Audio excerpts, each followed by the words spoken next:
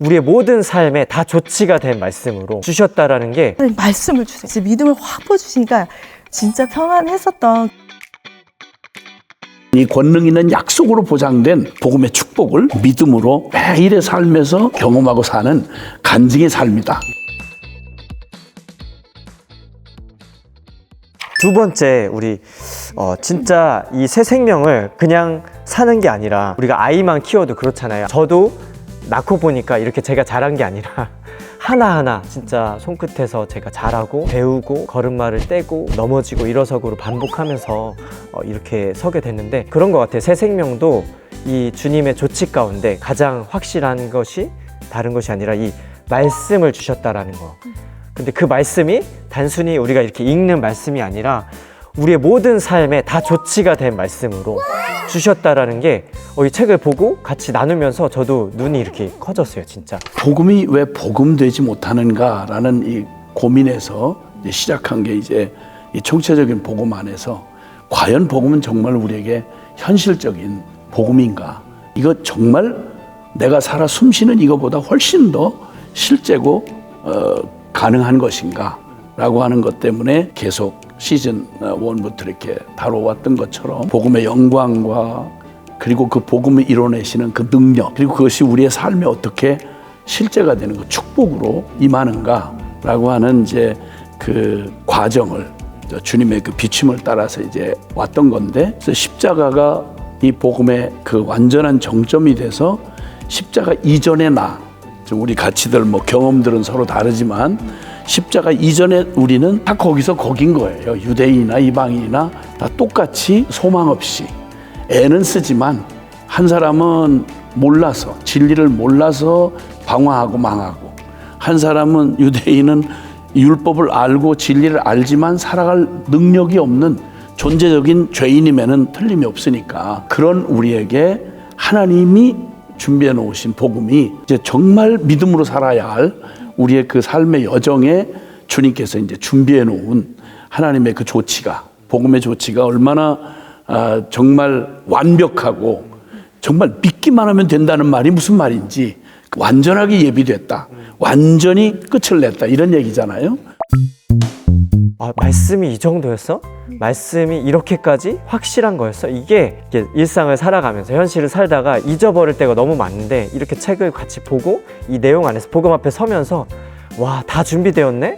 정말 말씀이면 충분하네? 이게 사실이라는 것에 대해서 눈에 보이는 어떤 현실보다 더욱 권능 있는, 그쵸? 약속의 말씀이라는 게 우리의 어떤 실패에서도, 비천한 삶에서도, 그리고 우리가 힘이 없을 때에도, 두려움과 불안이 휩싸일 때에도, 그리고 우리가 거룩하지 못할 때에도 이 말씀이 어떻게 약속하고 있는지, 이것이 주님이 생명만 거저 덩그러니 주신 것이 아니라 이것이 내 삶의 실제가 될 수 있도록 주신 이 보장된 말씀이 있다는 게 너무 큰 축복인 것 같아요. 아까 안모태로 선교사님 이렇게 자라오셨다고 했는데 엎치락뒤치락 하는 과정이 있었겠지만 그 가운데 주님이 어떠한 말씀으로 또 이렇게 어려울 때 진짜 고난 중에 힘이 되었는지 좀 궁금한데요. 저한테는 이제 기억이 날 수밖에 없었던 이제 하나의 일이, 그러니까 결혼을 하고 이제 그 2년, 그러니까 이게 정말 기간으로는 참 짧은 기간이지만 그 2년 동안에 이제 자녀가 이제 없었는데 하나님이 허락해 주시질 않더라고요. 근데 그 자녀에 대한 목마름이 이렇게 차니까 결국엔 이게 저의 그런 세상적인 방법으로 가게 되더라고요. 그러니까 저의 최선과 열심으로 어떻게든 이 아이를 갖고자, 막 이제 갖고 싶은 이 마음에 진짜 이 사로잡혀서 병원을 다니면서 이렇게 막 주사도 맞아보고 그렇게 이제 애썼던 시간들이 있었는데, 결국에 그 끝은 허망함이더라고요. 진짜 그 허망함. 근데 그러니까 이 하나님 왜 아이를 안 주시지?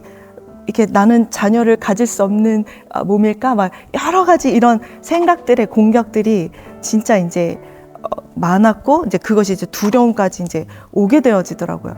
그때 이제 진짜 주님께 이제 철바닥 엎어지고서 이제 엄청 애걸복걸하면서 다른 게 아니라 말씀을 이렇게 막 달라고 그랬어요. 하나님 말씀을 주세요. 말씀을 주세요.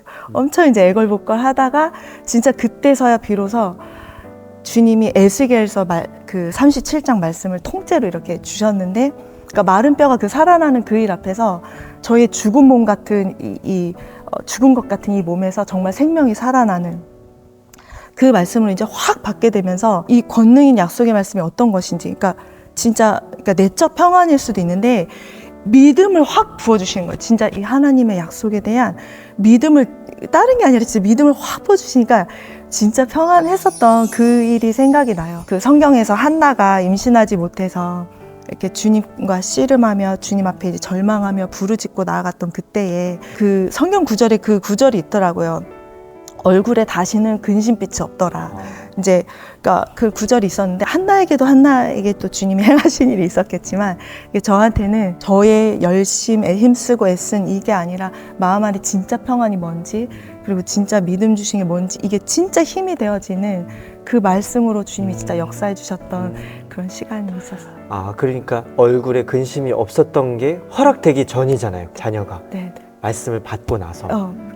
진짜 말씀이 능력이 됐던 거네요, 실제로. 오, 와. 물론 이제 사람들마다 다르게 또 역사하시지만 저에게는 또 그렇게 그렇죠. 예, 간섭해 주셨던 일이었어요. 네.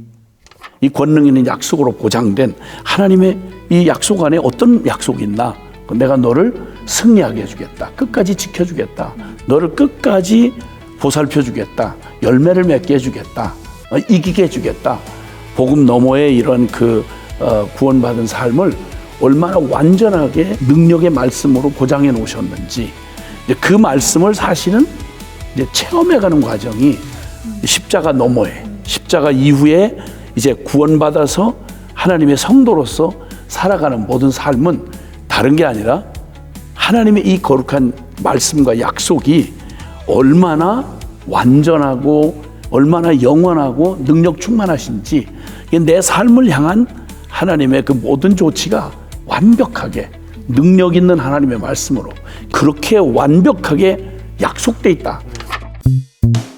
김송희 선교사님이 선교사님의 그런 과정 안에서도 이렇게 말씀으로 주님이 좀 응답해 주시는 일하시는 좀 시간이 있었는지 궁금한데요. 저도 하나님이 이제 말씀으로 저에게 이렇게 흔들리지 않는 좀 믿음의 길을 또 다시 한번 걸을 수 있게 하셨던 그런 헌신의 과정들이 있었는데 교회를 다니면서 신앙생활은 했지만 하나님에 대해서도 잘 오해가 있었고 또 이렇게 인격적인 어떤 만남이나 이런 것들이 없는 그런 관계 가운데서 내가 잘 살고 또 힘든 일이 없고 고난이 없고 그냥 불행하지 않고 이렇게 나를 행복해지도록 해 주셔야 하는 그런 대상으로 이렇게 인식하면서 신앙생활을 그냥 썬데이 크리스찬 같이 이렇게 해오다가 처음 이제 복음 앞에 서고 나서 이제 이전에 나 김송희에 대하여 죽었구나. 이제 내 안에 예수님이 사시고 이제 내 새 생명이 되었구나 라는 것이 딱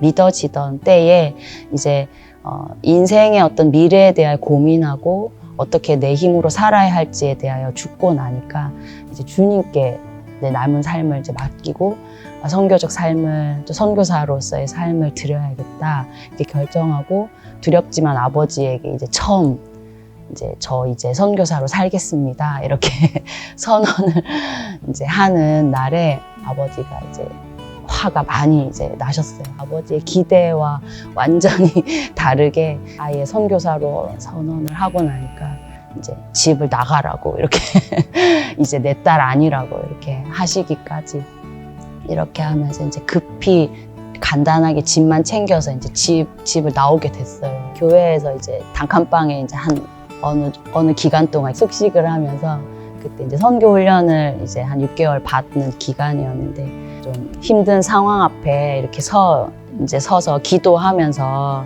그렇게 이제 나아갔을 때 복음을 선택하고 말씀을 따라서 주님의 부르심을 걷기로 결정하고 맞이하는 이런 핍박과 어려움 속에서 그렇게 제가 겁이 많고 두려움이 많던 그런 사람이었는데 주님이 저의 마음을 얼마나 강한 평강으로 붙들어 주셨는지 이 상황 앞에서 이제 눈물은 흐르는데 아버지의 마음을 바꿀 힘도 어떤 능력도 저에게는 없지만 주님이 저의 내면 가운데 주 예수를 믿으라 그리하면 너와 내 집이 구원을 얻으리라 이 말씀이 저에게 제 심령 안에 강하게 이렇게 믿어지게 해주시면서 들려주시면서 그 말씀 한 절이면 정말 충분하더라고요.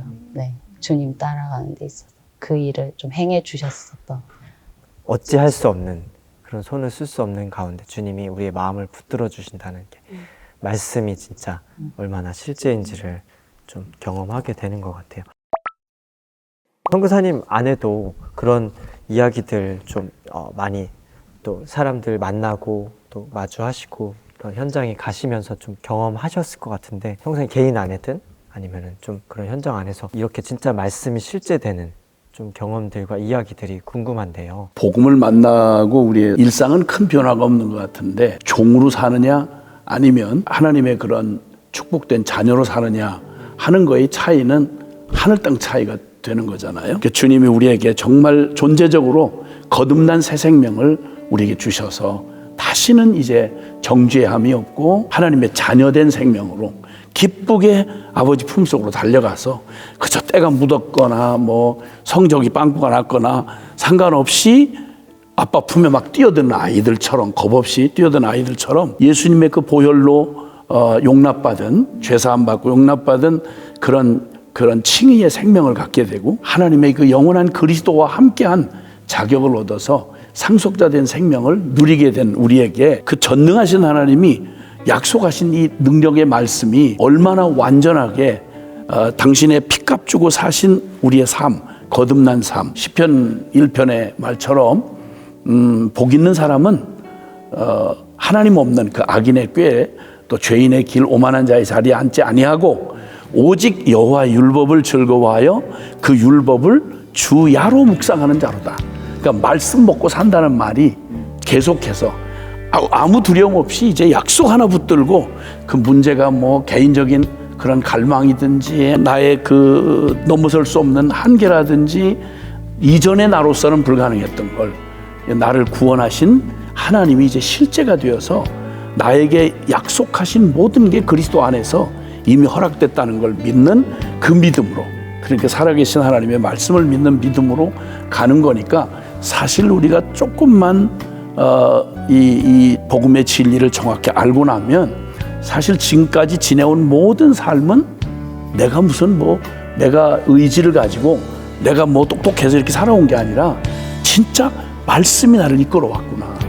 이게 전부 한 걸음 한 걸음 다 모르고 갔어도 그냥 오직 매일 주님의 그 말씀에 위로를 받고 싶고 말씀에 비침을 받고 싶어서 걸어갔던 모든 일들이 우리의 신앙생활 이것이 나의 간증이고 이게 나의 찬송이다라는 이 말의 의미는 사실은 이 권능 있는 약속으로 보장된 복음의 축복을 믿음에서 믿음으로 매일의 삶에서 그걸 축복을 경험하고 사는 간증의 삶이다. 이렇게 표현할 수 있겠죠.